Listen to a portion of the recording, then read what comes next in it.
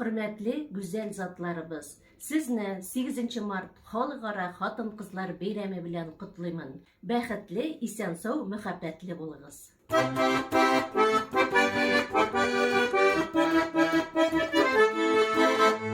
Ömür bakşasında almalar öpüp, uzalmanı gerek kabarga. Karamaday aşık canlar bulur, tırmış yollarla öterge. Altın olmak düştü anlarıma, ağırtına temin bilesi.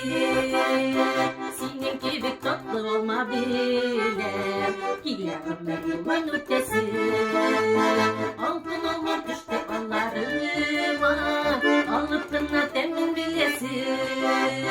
Senin gibi tatlı olma bile, kilerler yolun ötesi.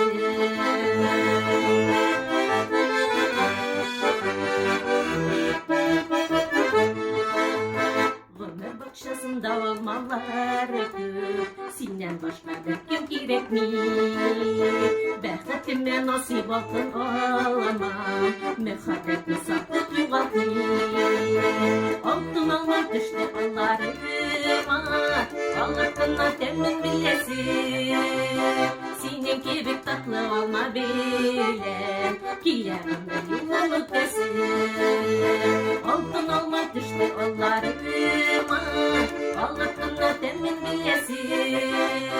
Senin gibi tatlı olma bile, kilerimde yolun ötesi.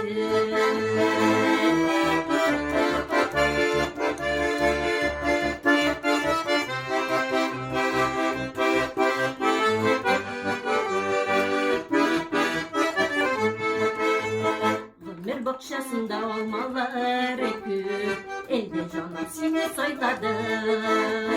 Sina dinler yoktur bu dünyada, tatlı bäxetine yuradı. Altın almak düştü anlarıma, ağırtına temin bilesi. Senin gibi tatlı olma bile, kilerime yolun ötesi.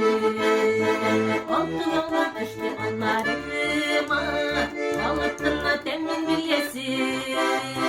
Senin gibi tatlı olma bile, kilerime yolun ötesi. Senin gibi tatlı olma bile,